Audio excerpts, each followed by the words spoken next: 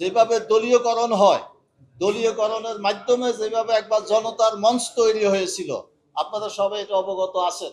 আমরা চাই পিএসসি নিরপেক্ষ একটা বাছাই কমিটির মাধ্যমে নিয়োগ প্রাপ্ত হবে এবং যে সমস্ত ব্যক্তিবর্গ দলীয় আনুগত্য নয়, দেশের আনুগত্য করবে, তারা পিএসসি নিয়োগ পাবেন এবং তারা সরকারি কর্মকর্তা কর্মচারী নিয়োগ দিবেন যারা দেশের আনুগত্য করবে, কোনো দলের আনুগত্য করবে না।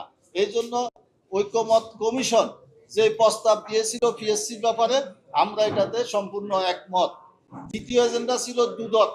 আপনারা জানেন বাংলাদেশে বিগত সময়ে 53 বছরের ইতিহাসে প্রত্যেক সরকার দুর্নীতির সাথে জড়িত।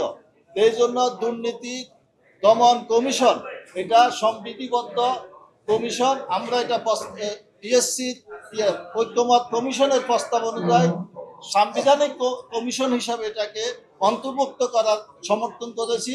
তার কারণ আপনারা জানেন এটা যদি আইনের মাধ্যমে হয়, বিগত আওয়ামী লীগ সরকার আগে ছিল স্বাধীন দুর্নীতি দমন কমিশন, আইন থাকার কারণে তারা পরিবর্তন করে বলছে এটা হলো স্বশাসিত দুর্নীতি দমন কমিশন, অর্থাৎ আইনটা যে কোনো সময় পরিবর্তন করতে পারে।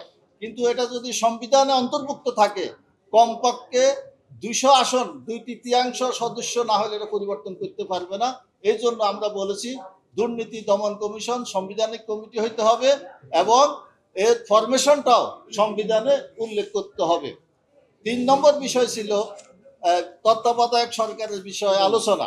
তত্ত্বাবধায়ক সরকারের বিষয়ে যেটা আলোচনা ছিল, আমরা আগেও বলেছি যে 5 সদস্যের যে কমিটির কথা বলা হয়েছে সেটাতে আমরা একমত এবং ঐক্যমতের মাধ্যমে যদি তত্ত্বাবধায়ক সরকার প্রধান এবং প্রধান নিয়োগ করতে পারে তাহলে তো সেটা বেটার, না হলে র্যাঙ্ক ওয়াইজে চলে যাওয়ার জন্য এটা আমরা এখনো বলি।